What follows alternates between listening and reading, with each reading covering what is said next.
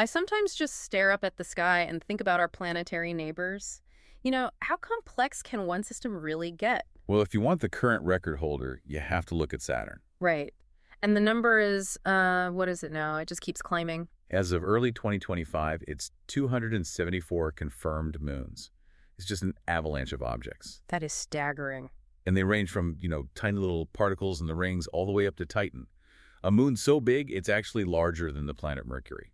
Okay, so that's our mission for you today. A quick deep dive into the absolute wonders of Saturn's family. Let's start with what you just mentioned, the big three, Titan, Enceladus, and Iapetus. Titan has to come first.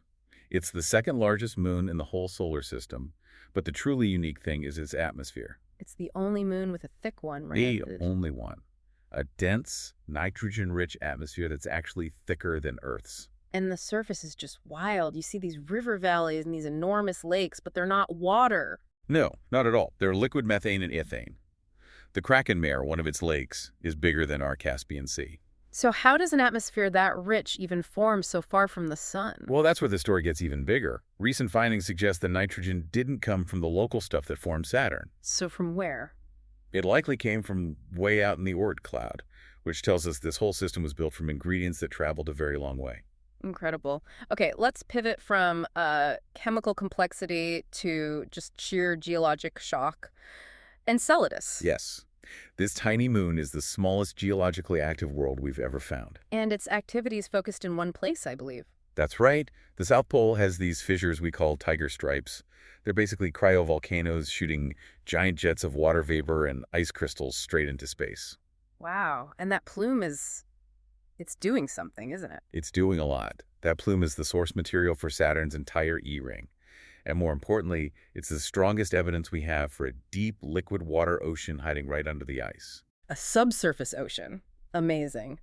Okay, so from internal heat to external appearance. Iapetus, the two-toned moon.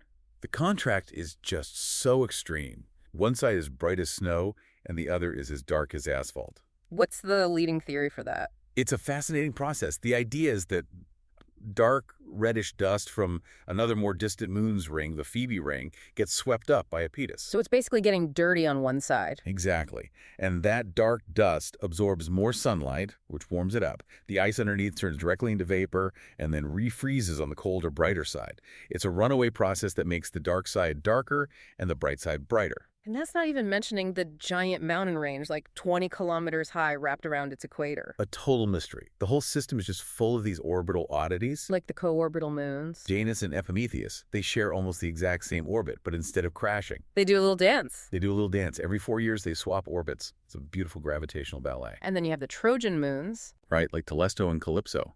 They're locked into the same orbit as the bigger moon Tethys, but they sit in these stable gravitational spots called Lagrange points. All of this, the sheer number of discoveries, it really points to our own ingenuity, doesn't it? That jump to 274 moons didn't just happen. Not at all. It's because of new techniques, mainly something called shift and add photography. It lets giant telescopes like the Super Telescope filter out Saturn's glare and spot these tiny, tiny moonlets. And that ability to process so much data, to find those little dots, it's just a perfect example of how scientific progress is accelerating. It really is.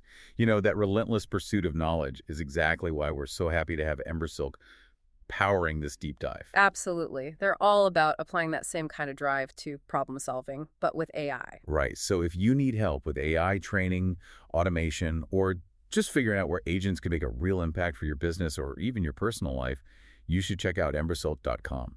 It's incredible to think about the diversity we've talked about, from Titan's chemistry to the recent confirmation of a surprise ocean inside Mimas.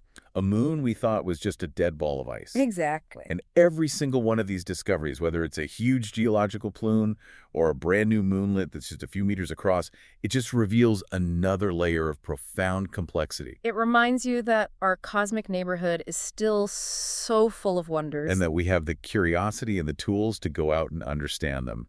It's a reminder of what human ingenuity can achieve. If you enjoyed this deep dive, please subscribe to the show. Hey, leave us a 5-star review if you can. It really does help get the word out. Thanks for tuning in.